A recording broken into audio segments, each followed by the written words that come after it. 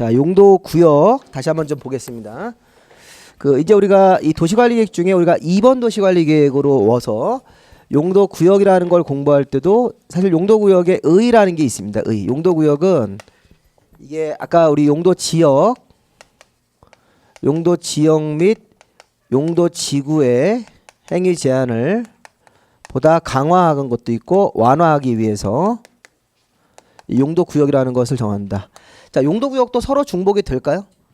네, 됩니다. 용도 구역도 과거에 개발 제한 구역을 정해서 충분히 규제할 수 있는데 그게다 시가조정 구역을 또 정한 적이 있었어요.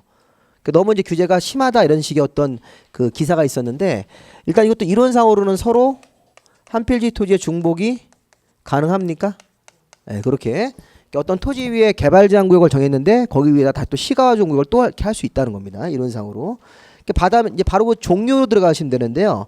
거기 우리 그 36페이지 보시면 개발 제한, 도시 자연, 시가화나 수산 자원, 입지 규제가 종류예요.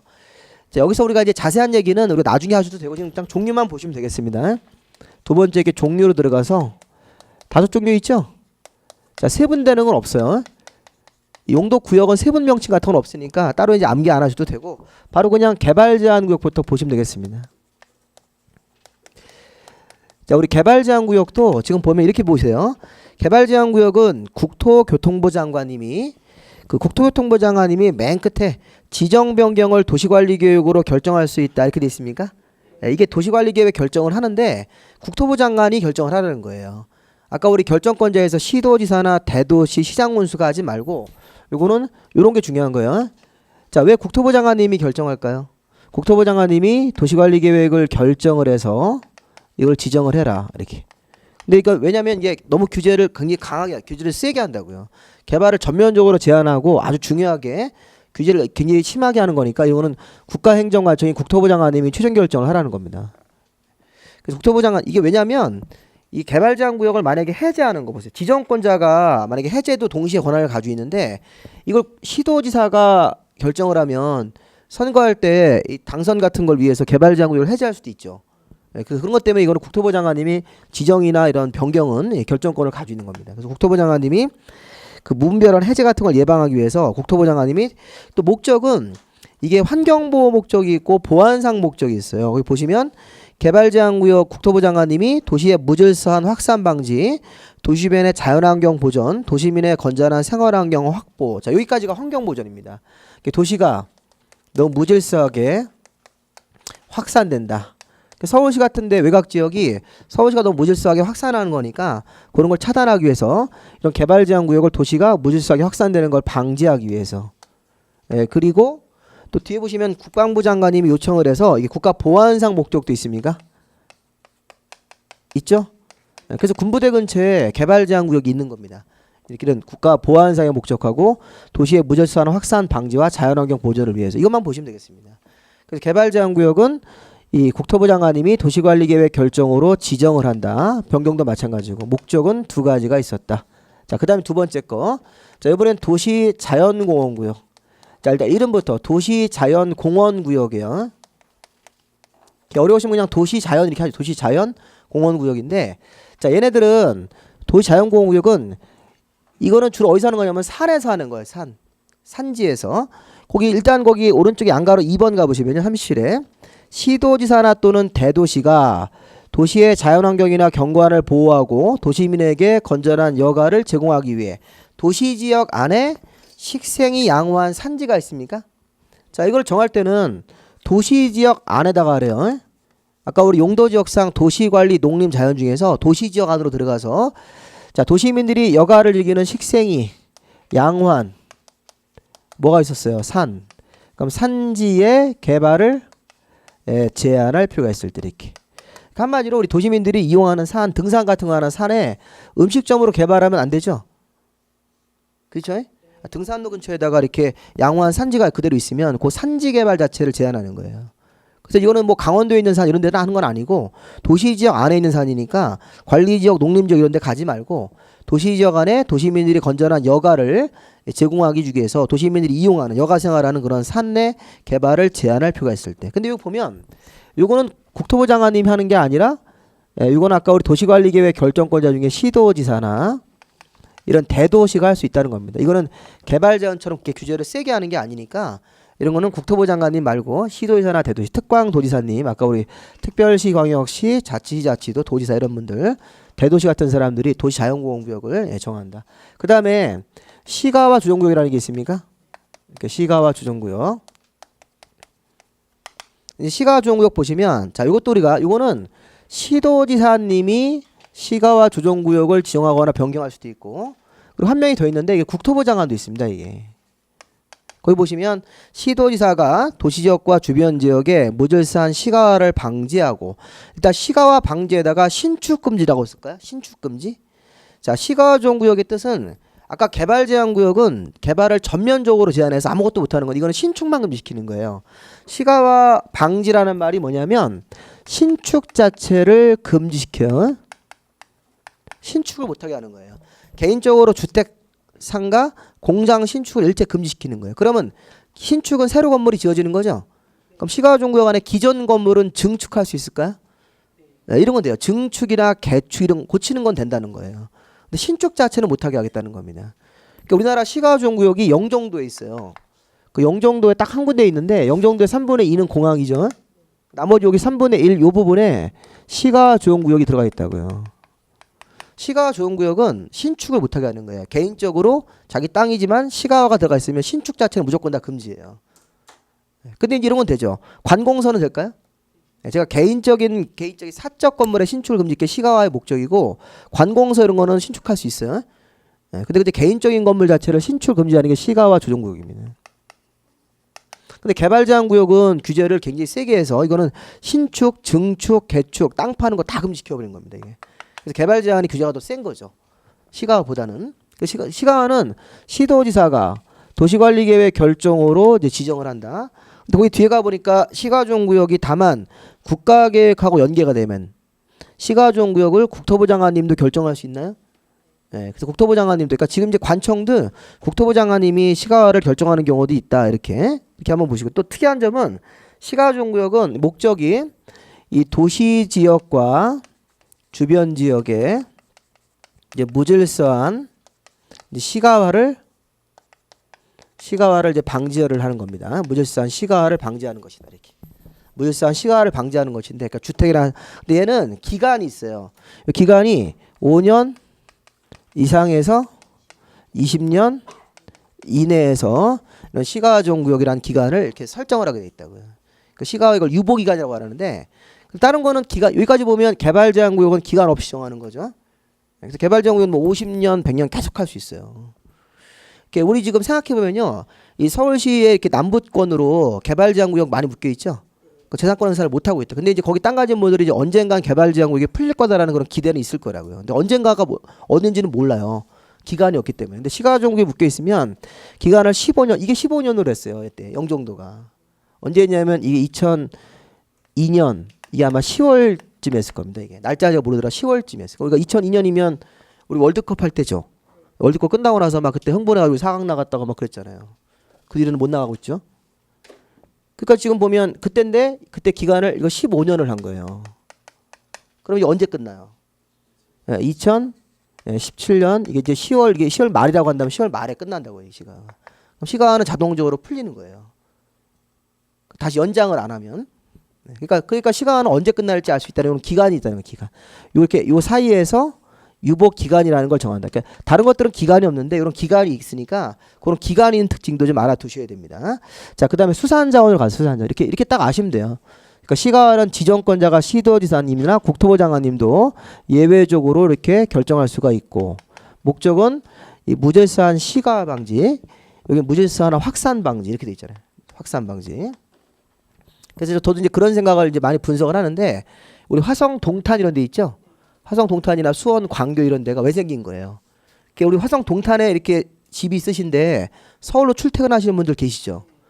그러니까 이 화성 동탄이 이런 개발제한구역 때문에 생기는 거라고요. 그러니까 서울의 개발제한구역이 이렇게 좀 규제를 풀어서 하면 훨씬 더 이게 서울의 접근성이 좋잖아요.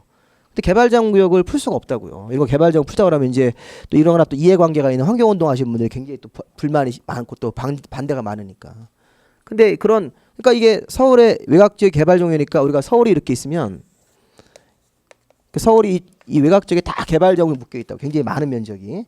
물론 필요도 하죠. 근데 이거를 규모는 조정할 필요가 있다는 거죠. 지금 이렇게 개발 지역을 많이 이렇게 할 필요가 있느냐.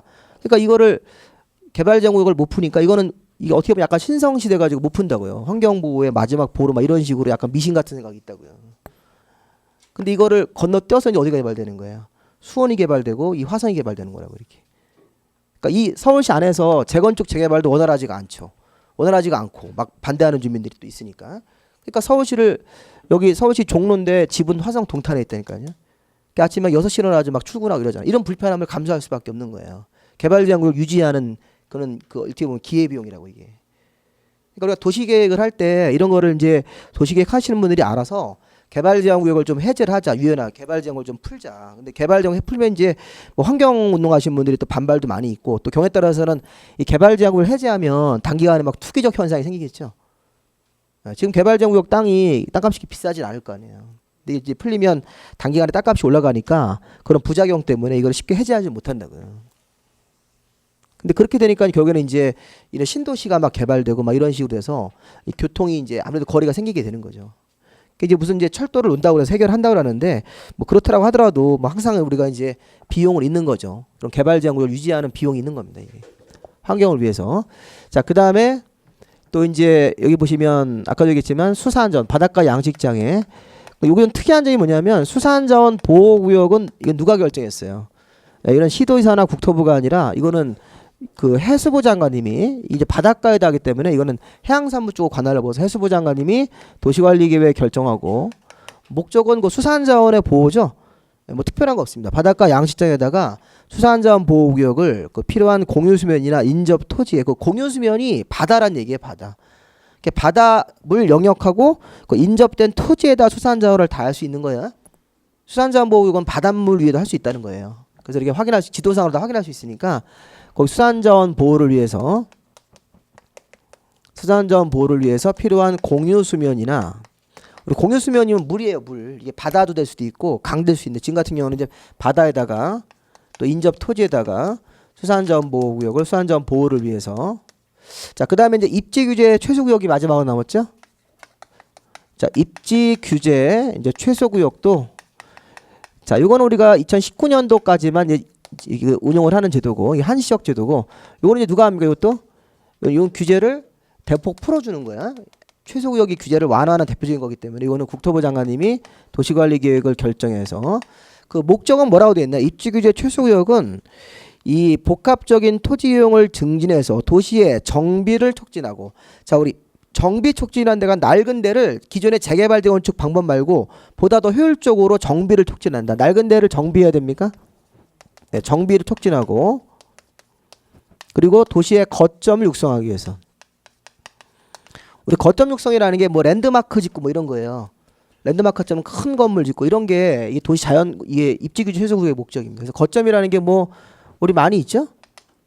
뭐 여러 가지 이렇게 뭐 지방 같은 데가 뭐 주로 이제 지방액을 많이 할 거예요. 지방에다가 지방에다 이런 이 정비 촉진 거점 육성해 가지고 지방의 어떤 큰 건물 주변에다가 입지 규제를 정해서 그쪽 쪽이 좀 더 발전을 해서 우리 대구에 가 보면 대구의 어떤 지역이 거점 이렇게 딱 이렇게 대구 터미널 근처에 거점 같은 요즘 만들고 있다고요. 대구 터미널 가 보면 버스 터미널하고 지하철하고 KTX가 다 한 건물 안에 탈 수 있어요. 복합 환승센터 해가지고 그거 지금 막 짓고 있다고요. 그리고 뭐 광주 같은 데도 광주 터미널 근처에 큰 무슨 백화점이 있고 그러면 그런 데를 보다 새로운 건물 같은 걸 거점 육성시키고 또 낡은 데가 있으면 정비하고 이렇게 뭐 이런 것들 하기 위해서 입지 규제를 국토부 장관님이 정해서 규제를 이제 대폭적으로 완화. 이 사실은 입지 규제에도 약간의 강화 효과도 있어요. 주로 이제 완화되는 효과가 더 크기 때문에 완화가 더 많이 부각되는데 어쨌든 강화 완화 효과가 둘 다 들어가 있다. 그 수산자원도 강화 완화 효과가 둘 다 들어갑니까? 네, 그렇게 해서 우리가 좀 정리를 하시면 되겠습니다. 그래서 지금 뭐 특별한 거 없고 그냥 그 이름 정도만 들어보세요. 지금 이렇게 관청이 누구라고 외우지도 마시고 뭐 국토부 장관님이 이거 하고 요건 국토부 장관이 아니고 시도에서 이런 걸 하지 마세요. 이런 거 해봐야 전혀 이게 우리 지금 도움이 안 된다고. 그냥 이런 이름 정도만 용도구역은 5종류가 있다. 용도구역은 세분되는 명칭은 없어요. 뭐 일종 개발 제한 구역 이런 건 없다는 거예요. 없으니까 다양스럽게 이렇게 기본 명칭들만 좀 보시면서 그 의미만 좀 파악을 하시면 좋겠습니다. 자, 그 다음에 이제 6절로 넘어가 볼까요? 6절. 6절, 7절을 좀 마지막으로 한번 간단하게 좀 보겠습니다. 자, 6절, 7절은 굉장히 중요한 부분입니다. 그 이해를 잘 못하시는 부분인데, 자, 6절, 7절이 이런 용도 지역, 지구, 구역을 한 다음에 이제 그 다음에 뭐 하셔야 돼요? 아까 우리 도시관리계획 중에서 이게 이제 우리가 도시관리계획의 내용 중에서 지금 우리 보신 게 1번 도시관리계획, 2번 도시관리계획 봤죠? 6번도 보신 거예요. 입지규제 있었으니까. 그럼 이제 3번 도시관리계획을 보자는 겁니다. 자, 우리가 토지 위에다가 자, 도시가 발전을 잘 하려면 기반시설이 잘 설치가 돼 있어야 돼요. 예. 자, 우리 기반시설은 도로나 공원, 학교 이런 것들이 주차장, 기타 등등 여러 가지 한 50여 가지가 기반시설이에요. 그래서 우리 법에는 이 기반시설이라는 게 우리 어디서 배웠냐면 잠깐 6절을 이제 공부하시기 전에 기반시설이라는 것은 그 우리 맨 처음에 앞에서 배웠을 때 기반시설이라는 게 조금 나왔었죠. 예, 우리 앞에 그 19페이지를 잠깐 보세요. 일단 기반시설은 이게 무슨 뭐 사회 간접시설 이런 말 쓰는데 그런 말 하지 마시고 그런 거랑 유사한 개념이긴 하지만 19페이지 보시면 기반시설은 7종류고 법에 이렇게 박스로 딱 처리가 돼 있죠. 예, 요것만 기반시설이에요. 그러니까 여기에 군사시설 이런 건 안 들어간다고요. 그러니까 거기 보면 교통시설, 도로, 철도, 항만공항, 주차장, 공간시설, 우리 가족 돌아가 놀러가는 공간, 광장, 공원, 녹지 같은데 예, 그 다음에 유통 공급 이렇게 물건이 유통되는 그런 유통 업무 시설비라는 게 이게 시장 얘기하는 거예요. 시장 유통 업무라는 게 시장 같은 거 얘기하는 거고 수도 전기 가스 같이 이렇게 집으로 이렇게 보내주는 시설들 특히 그 중에 공동구라는 개념이 중요해요. 공동구 이 공동구라는 게 지하에다가 큰 이렇게 시설물 큰 관을 묻어가지고 거기다가 전기 가스 상하수 이런 걸 다 집어넣는 거예요. 공동구가 이 공동구 설치가 되면 이제 지상에 전신주가 없어요. 도시 미관이 좋아지겠죠. 이런 거. 그 다음에 우리 공공문화 체육시설로 해가지고 각종 관공서들, 학교 운동장, 공공청사, 문화시설, 체육시설 같은 거. 자, 재해를 예방하는 방제, 하천이나 유수지, 저수지, 방화, 사람이 죽으면 관련 시설들, 그 화장시설, 공동묘지, 봉안시설 같은 거. 그 다음에 환경기초에서 하수나 폐기물 처리 이런 게 다 이제 기반시설로 봅니다. 그럼 여기 기반시설인데 이제 다시 이제 앞으로 오십시오. 자, 그럼 이제 도로나 뭐 공원, 뭐 상하수도, 학교 이런 게 공동구인데 이런 것들이 기반시설인데 자 이런 기반시설을 설치하려고 하면 어떻게 설치하셔야 됩니까? 도시관리계획 결정을 먼저 해야 되는 거죠. 그러면 좀 제목이 좀 보세요. 제목이 6절 제목은 기반시설로 제목이 안 붙어 있고 제목이 도시군계획시설, 도시계획시설 이렇게 하시면 되는데요. 자, 이 도시계획시설이 뭐냐 이렇게 의의를 물어봤더니 기반시설 중에서 도시관리계획으로 결정이 된 시설입니까?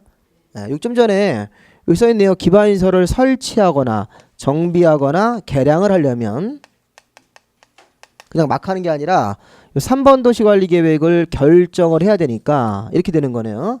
좀 전에 우리 배웠던 도로나 공원 같은 기반시설을 새로 설치하려면 이렇게 설치하기 위해서 이런 설치하기 위해서 기반시설 중에서 도시관리계획으로 결정이 된 겁니까? 이렇게 결정이 된 시설 이게 바로 도시계획설이라고요. 이렇게 보시면 도시계획설이란 기반시설 중 도시관리계획이 어떤 특정 토지에서 나와 있으면 그 도로나 공원 자체를 부를 때 기반시설인 도로가 아니라 도시계획설인 도로다 이렇게 부르라는 겁니다. 그 뒤에 보시면 이제 그 뒤에 가면 다시 한번 이게 반복이 되는데 설치하는 방법이 나옵니다. 설치. 자, 어떻게 설치할 거냐 다시 한번 확인하는 겁니다. 지상, 수상, 지하에다가 기반시설을 새로 설치하려면 시설의 종류, 위치 그런 걸 잘 보세요. 어떤 종류로 만들 건지 위치를 어디다 할 건지 규모를 어떻게 할 건지 미리 도시관리계획으로 결정해야 됩니까? 예, 지상, 지하에다가 기반시설을 설치하려면 미리 시설의 종류 어떤 종류를 만들 건지 도로를 어떤 도로를 만들 건지 지하로 만들 건지 지상으로 만들 건지 아니면 고가로 만들 건지 이런 거 종류라든가 규모 폭을 몇 미터로 할 건지 이런 것들 그 다음에 기반시설의 종류나 위치 어느 위치에다 할 건지를 이런 것들을 미리 도시관리계획으로 결정해야 된다. 그럼 도시관리계획을 결정하고 그 다음에 결정 나온 대로만 공사를 해야 되는 거죠. 이것도 위반하면 2년 2천만 원 처벌입니다.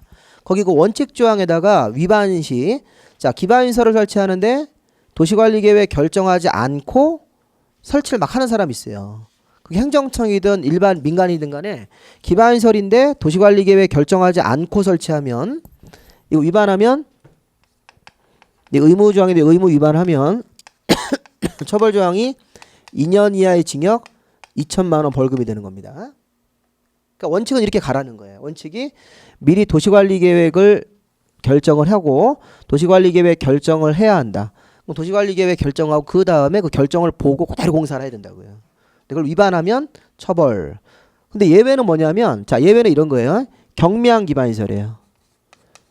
자, 우리 법에 도시관리계획을 결정하고 그거대로 공사를 해야 되는데 그 밑에 박스 안에 써 있는 다음 기반시설은 경미한 거예요, 중요한 기반시설이에요.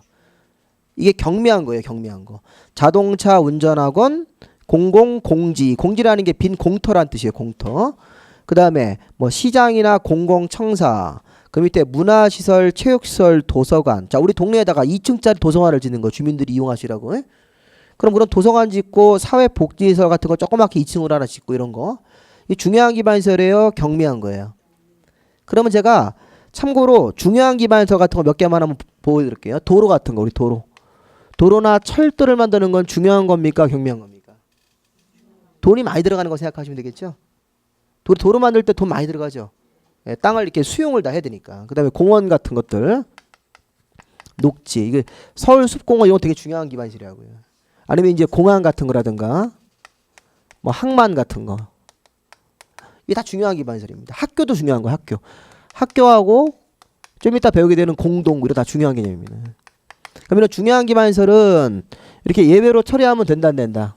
안 된다. 이 중요한 기반시설은 이 꼭 원칙대로 처리하셔야 돼요. 원칙이 여기네요. 미리 도시관리계획을 결정하고 설치로 들어가야 되죠. 네, 중요한 기반시설은. 근데 여기 좀 여기 보시면 예외로 써 있는 것은 이게 일종의 경미한 기반시설이에요. 이렇게 해서 다시 한번 시장이나 공공청사, 자동차 운전학원, 문화시설, 체육시설, 도서관, 사회복지시설, 청소년 수련시설, 그 밑에 장례식장 같은 거, 종합의료시설 이런 것들은 중요한 기반시설이다, 경미한 것이다. 예, 경미한. 그 개념이 시험 문제에서 이게 그 연속으로 올해 나왔어요. 연속. 그래서 이게 25회 때 한 번 나오고 26회 때도 나왔다고. 우리 올해 시험에도 나왔었다고요. 그러니까 요거 우리 되게 중요한 개념인데 거기서 이제 사실은 경미한 기반시설이 더 있어요. 이거 말고 더 있습니다. 더 있는데 그런 것들은 나중에 배우시고 개념 자체는 그럼 이런 경미한 기반시설로 분류가 돼 있으면 원칙대로 안 하고 도시관리계획 결정 없이 도시관리계획 결정 없이도 설치가 가능한 경우도 있나요? 있다는 거죠. 그러니까 절차를 훨씬 더 간단하게 처리할 수 있다는. 도시관리 결정이 안 나오더라도 바로 설치할 수 있는 경우가 있다는 겁니다. 여기 경미한 기반시설은. 그 시험 문제에서는 다음 중 도시관리계획 결정 없이 설치할 수 있는 기반시설이 아닌 것은, 그럼 거기 경미한 거 4개에다가 이렇게 중요한 거 하나 섞어가지고서 문제를 준다고. 요거 되게 중요한 개념입니다. 그래서 그게 하나 잡아주시고, 그 다음에 이 좀 전에 우리가 이제 그 도시계획서를 봤으면 그 다음에 봐야 될 게 공동구예요. 공동구. 아까 우리 공동구는 기반시설 중에 하나의 종류인데 이 공동구를 어떻게 설치해라는 규정이 별도로 따로 우리 법에 있습니다. 국토계획법에. 자, 우리 원래 중요한 기반시설 많이 있습니까? 이렇게? 원래 도로, 철도, 공원 녹지, 공항 항만, 학교 공동구라는 게 다 있어요. 이렇게 다 중요한 기반시설인데 근데 얘네들은 별도로 관련법이 별도로 따로따로 우리나라에 있어요. 공항 관련법, 항만 관련법이 따로따로 있습니까? 예. 제가 지금 하고 싶은 얘기는 이게 공동구가 왜 느닷없이 나왔어요? 02번에. 공동구는 중요한 기반시설인데 다른 별도의 법이 없어요. 별도의 법이 없으니까 공동구 설치에 관한 규정은 국토계획법 내에서 자체적으로 처리를 하는 겁니다. 근데 우리 학교 만드는 거는 학교 만드는 관련법이 우리나라에 있을까요? 네, 학교 관련법이 있을까? 그쪽 관련법에서 처리를 하란 얘기예요.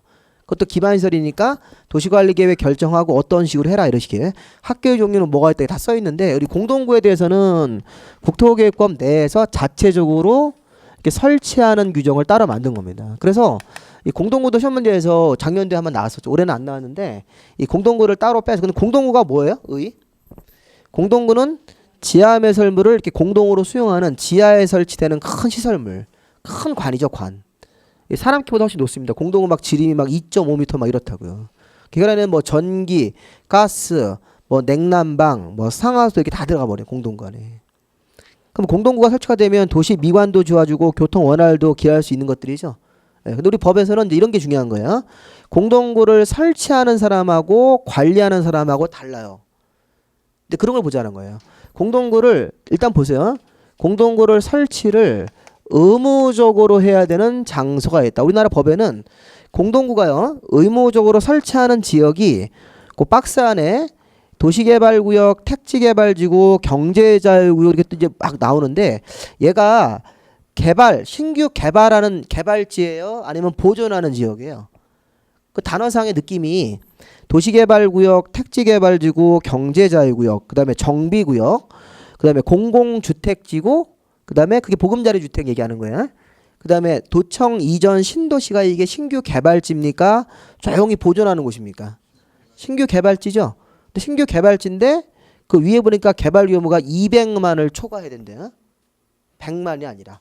우리 보통 국보에서는 100만이 많이 나오는데 여기서는 특이하게 200만이 있다고요. 그러니까 우리나라에서 도시개발구역, 그 다음에 정비구역, 거기가 뭐 하는 데예요? 아까 여기 도시관리계획 중에서 여기 4번 도시관리계획이 도시개발 사업하는 곳이죠? 여기 도시개발 사업하는 거. 그럼 도시개발 사업이 새로운 시가지를 만드는 사업. 주로 이제 서울시 외곽 쪽에서 새로 시가지 만드는 사업을 했죠. 이게 대표적으로 은평뉴타운이 이 도시개발 사업을 한 거야. 근데 우리나라에서 이런 정비 사업하는 데 있습니까? 예, 구도심권에서는 재건축 재개발 사업이 정비 사업이잖아요. 그러면 재건축 재개발 사업하는 데는 정비구역이고 도시개발 사업하는 데는 도시개발구역이라고 부르는 거야. 지금 무슨 말인지 아셨어요? 예. 배고프시죠? 그러면 도시개발구역이나 정비구역은 그 신규로 개발한 적이다. 하나는 새로 시가지 만드는 사업이고 하나는 구도심권 안에서 정비구역 묶어가지고 재개발 사업하는 지역이고 그 다음에 우리 거기 경제자유구역 뭐 인천에 우리 송도 같은데 이런 지역들 택지개발지구는 토지공사가 땅을 막 개발하는 곳 땅 개발해서 건설해서 이게 팔려고 도청 이전 신도시 우리나라 이제 그 지방의 도청들이 다 이사하잖아요. 뭐 광주 같은 데도 이제 도청이 빠져가지고 이제 외곽 쪽으로 가지고 무안으로 간다는가 광주가 그렇다는 것 같더라고요. 대구는 안동으로 간다는 거예요. 안동. 대구에 경상북 도청이 있었는데 이게 틀리잖아요. 경상북도랑 그 대구광역시랑은 틀린 행정구역인데 도청이 대구시 안에 있으니까 다 이사를 나가서 뭐 그런 데가 도청 이전 신도시인데 그러면 이런 도청 이전 신도시도 신규 개발지인데 이런 신규 개발지라고 그걸 외우지는 마시고 자 신규로 개발하는 지역으로서 개발 규모가 200만 제곱미터를 모았을 때 초과하면 자 누가 거기서 공동구 설치하는 사람이 나오네. 그 개발 사업을 시행하는 자가 주로 거기다 공기업이라고 쓰시면 돼요. 개발 사업을 시행하는 자가 공기업들이 우리 공기업들이 그런 도시개발 사업을 많이 한다고요. 이렇게 보시면 200만 제곱미터 초과하게 그 개발 사업을 시행하는 자입니까? 네. 그 예를 들어서 그 인천에서 경제자유구역 개발 사업은 인천도시개발공사가요. 인천도시개발공사라는 그 공기업이 하는 거고 그다음에 그 택지개발지구 이런 것들은 토지공사가 하고 그럼 토지공사나 도시개발공사 같은 그런 공기업들이 공동구를 설치하는 사람입니까? 이 개발 사업을 시행하는 자가 200만이 초과되면 공동구를 의무적으로 설치한다. 이 의무 설치자라고요. 의무적으로 설치하는 사람이다. 이렇게. 근데 문제는 공동구 관리자는 누굴까요? 관리자. 공동구 관리하는 사람 좀 볼래? 관리 오른쪽에 보시면 양가로 4번에 공동구 관리. 자, 공동구 관리는 특별시장, 광역시장, 자치시장, 자치도지사, 시장 군수가 관리한다 이렇게 써 있습니까? 관리는 설치하는 사람이 관리하는 게 아니래요. 관리는 그 행정 도시의 장들한테 특별시장, 광역시장, 자치시장, 자치도지사, 그 다음에 누가 시장, 군수 이런 사람들이 공동구를 관리를 해야 된다. 그러니까 공동구 설치하는 사람하고 관리하는 사람은 같아야 틀려요. 다르다. 이런 거는 이제 한 번씩 개념을 좀 잡으셔서 공동구는 신규 개발지로 200만을 초과하면 그 개발 사업을 시행하는 자가 주로 공기업들이 공동구를 설치를 의무적으로 해야 된다. 설치했을 때는 관리는 그 행정관청인 도시의 장들한테 이 도시의 장들 특별시장, 광역시장, 자치시장, 자치도지사, 시장 군수들한테 관리는 별도로 맡겨야 된다는 거예요. 설치하는 사람과 관리하는 사람이 다르다는 사실. 그리고 그 하나 더 볼 거는 그 양가로 3번을 좀 볼까요? 38페이지에 양가로 3번. 공동구의 수용 의무. 제가 하다 보면 말이 조금 빨라지는데 최대한으로 좀 천천히 좀 하려고 하고 있는데 좀 할 게 많다 보니까 그 공동구 수용 의무라는 게 있습니까?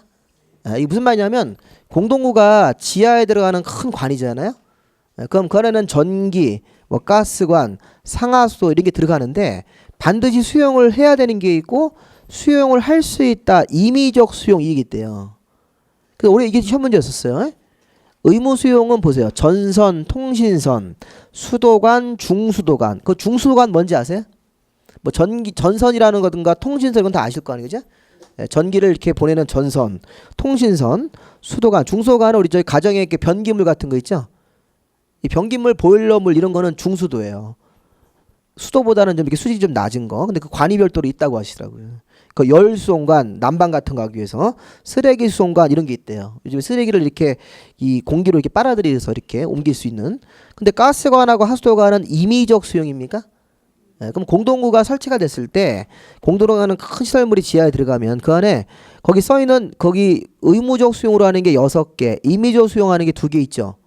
예, 그런 것도 시험 문제에서 충분히 나올 수 있잖아요. 올해 시험 문제였었어요, 이게.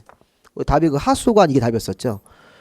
전선이나 통신선, 수도관, 중수도관, 열수송관, 쓰레기수송관은 의무인데, 그러니까 임의적으로 가스관은 이제 가스가 새면 폭발할 수 있으니까 그런 거를 고려해서 반드시 수용할 필요는 없다. 위험하니까.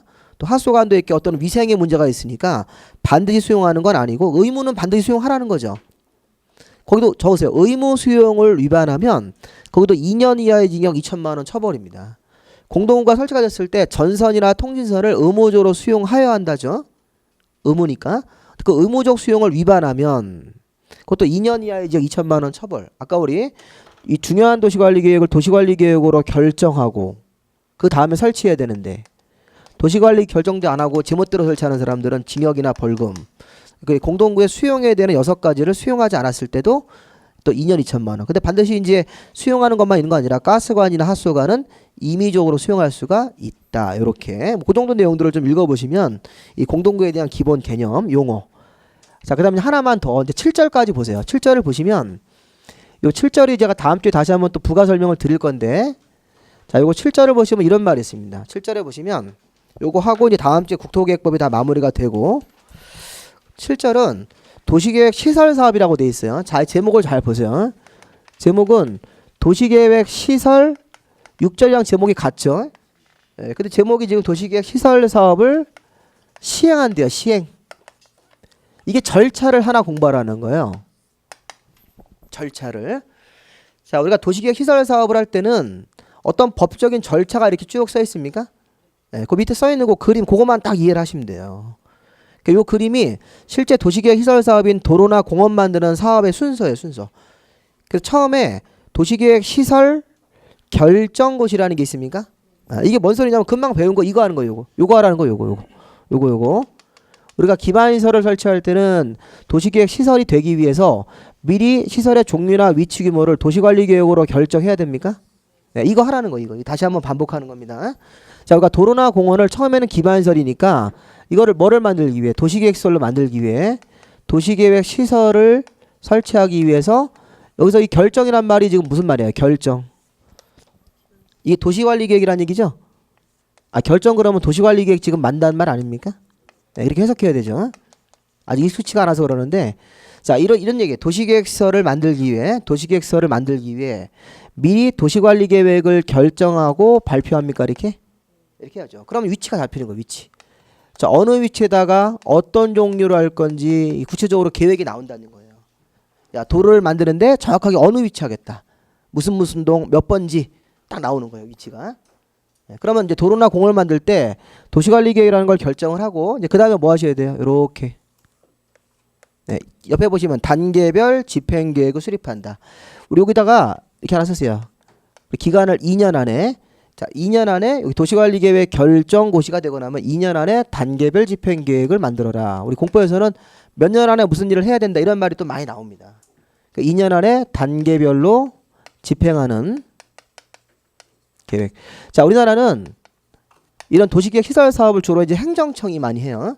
주로 이제 행정청이 하는 게 원칙이에요. 행정청이 국토교통부 장관 아니면 뭐 특광 도지사님이나 시장군수 구청장님이 세금 걷어서 우리 세금 걷어가지고 행정청이 이런 사업을 해주죠. 근데 세금이 여유가 있습니까? 아니죠. 세금도 항상 부족한 거예요. 행정청의 예산도 여러 가지 쓸 때가 많으니까. 그럼 우리가 이렇게 사업을 한 번에 못하고 단계별로 나눠서 하겠다 이런 계획이 나오셔야 돼요. 단계별 집행계획은 이 도시계획 시설 결정된 땅이 너무 넓어요. 너무 넓고 그러면 단계별 집행계획이라는 게 1단계, 2단계 나눠주는 계획이라고 생각하시면 돼요. 단계별 집행계획을 수립해서 공고한다는 말의 의미는 단계별 집행계획은 자 1단계는 사업하는 부지가 뭐 3년 안에 하는 것 이렇게 그 다음에 2단계는 3년 이후에 이렇게 사업하는 것으로 나눠주는 계획이 나오셔야 돼요. 단계별 집행계획은 그런 식으로 나온다고요. 그러니까 사실 제가 이런 말 하고 싶은 건데 이 보세요. 도시계획 시설이 만약에 도로다 도로. 그럼 도로를 만들 때는 도로 만드는 땅이 필지가 한 서너 필지 들어가겠어요? 몇백 필지가 들어갈까요? 몇백 필지가 들어가겠죠. 예를 들어서 무슨 동이다. 뭐 서울에 무슨 뭐 홍은동이다 이렇게 되면 홍은동에 도로를 새로 하나 만든다. 그럼 홍은동에 51번지부터 번지수가 그래서 600번지까지 이렇게 막 들어가고 이런다고요. 그럼 여기 51번지부터 600번지까지고 일대가 다 도로 만드는 땅으로 들어간 거예요. 필지가. 그러면 거의 뭐 500필지 한 550필지가 막 들어가 있죠. 그렇게 생각해야 된다고요. 그러면 야 도로 만드는데 달랑 필지가 한 3필지만 들어가고 이러지는 않을 거 아니에요. 그러니까 우리 도시 안에서 도로를 새로 만들 때는 여러 필지가 들어간다고요. 그럼 이 중에서 보세요. 51번지부터 300번지까지가 1단계라는 거 이렇게. 여기를 나눠서 사업해야 되기 때문에. 그리고 이게 301번지부터 600번지까지 이렇게 이런 부분들은 나중에 사업하는 곳이 뭐다? 2단계 이렇게 단계별 집행계획이 나와야 된다고요. 단계별 집행계획을 항상 가서 물어보는 거. 우리가 어떤 특정 땅에 이런 도시계획 시설이 결정됐다. 그러면 그 도시관리계획 결정된 부지가 여러 필지다. 여러 필지를 이렇게 나눠서 사업할 수밖에 없습니다. 이게 한 번에 다 공사 들어가는 데가 아니기 때문에 이렇게. 근데 가끔 보면 우리가 무슨 뭐 이 사업을 좀 빨리 진행하는 것은 1단계 쪽에 좀 많이 들어갈 수도 있어요. 1단계 쪽에 막 한 500번지까지 막 들어가서 그 2단계 쪽은 이렇게 좀 필지가 이렇게 좀 적게 우리가 뭐 그래서 가끔 보면 이제 뭐 진짜 그게 뭔지겠지만 우리 쪽 이렇게 뭐 포항 이런 데는 이런 도시계획 시설 사업이 금방금방 진행되잖아요. 예산이 바로바로 확보돼 가지고 뭐 전라도 이런 데서는 진짜 그런지 모르겠지만 이런 도시계획 시설이 결정되고 단계별 집행계획이 나오더라도 공사를 못 한다. 왜? 예산이 없어가지고 뭐 이런 얘기 하잖아요. 요즘에 이제 그 옛날에 뭐 이명박 대통령 때 그 형이 고향이 포항이고 그러면 뭐 예산이 금방금방 나오는데 이런 식의 막 풍문이 있잖아요. 진짜인지 아닌지 모르겠지만 그런 것도 우리가 이런 거랑 좀 관련성이 있다고 사실은. 단계별 집행계획이 나오고 나면 그럼 이제 보세요. 단계별 집행계획으로 사업을 이제 어떻게 할 건지 구분을 해서 한 번에 하지 않고 그럼 단계별 집행이 나오면 그 다음에 이제 뭐 합니까? 사업을 누가 할 건지 시행자를 정한다. 시행자를 정합니까? 네, 시행자가 여기다 이렇게 적으세요. 행정청도 할 수 있고 비행정청도 할 수 있고 이렇게. 자, 행정청이 누구냐면 행정청이면 우리 국토교통부 장관 국가행정청. 그다음에 우리 국가행정 밑에는 광역 지방자치단체인 특별시장, 광역시장 이런 분들. 뭐 세종이면 자치시장. 제주도면 자치도지사.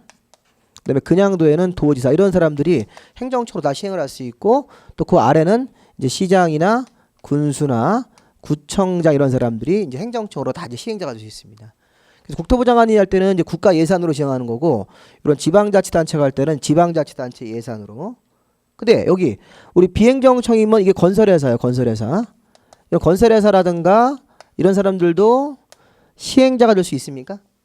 네, 됐는데 어떻게 되는 거냐면 행정청으로부터 시행자의 지정을 받아야 돼요. 지정.